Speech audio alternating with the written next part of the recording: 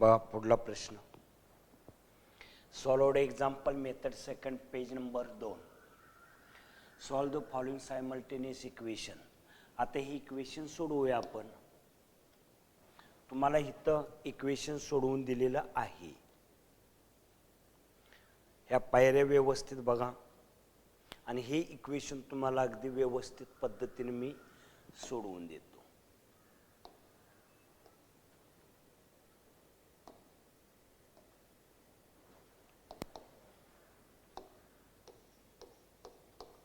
Solution equation 5x minus 3y is equal to 8. Equation number 1. 3x plus y is equal to 2. Equation number 2. y ला y जाणार आहे, multiply करा.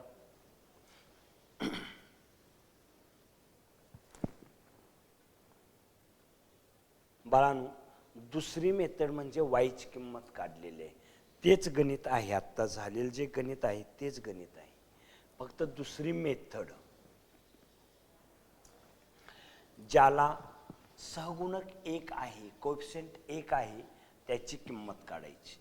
y is equal to पक्षांतर केलं 3x वजा plus 2. ही किंमत आलेली नंबर किती दिलं 3. मग पलीकडे y ची किंमत काढली, इक्वेशन नंबर 1 मध्ये भरायचं.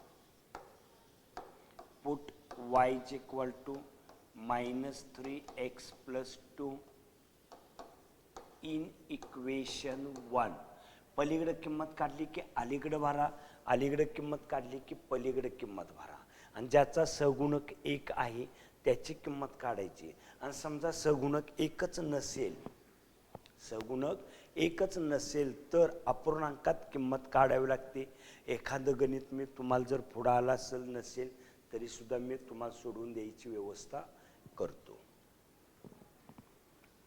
1 नंबरचं इक्वेशन घेतलं 5x minus 3y is equal to 8. y ची किंमत दिलेली आपल्याला, y च्या ठिकाणी भरायचे 5x minus 3 into y 3x plus 2 is equal to 8. 5x minus मायनसचा गुणाकार प्लस 9x मायनस प्लसचा गुणाकार minus 6 is equal to 8.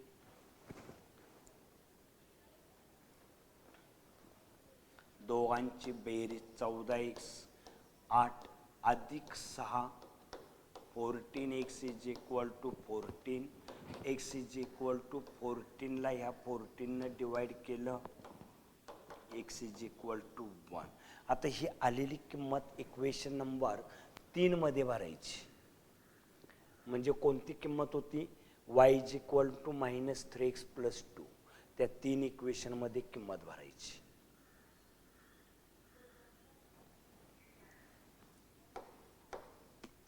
Put x is equal to 1 in equation 3.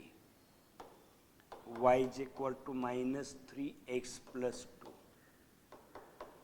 3 into 1, x ची किंमत 1 plus 2. 3 एके 3 अधिक 2.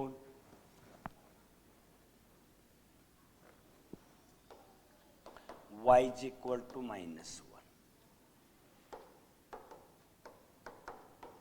x is equal to 1 and y is equal to minus 1.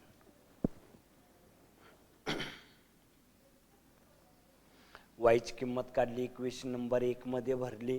Equation 1 पहिल्यांदा लिहून घ्यायचं आणि नंतर किंमत भरायची.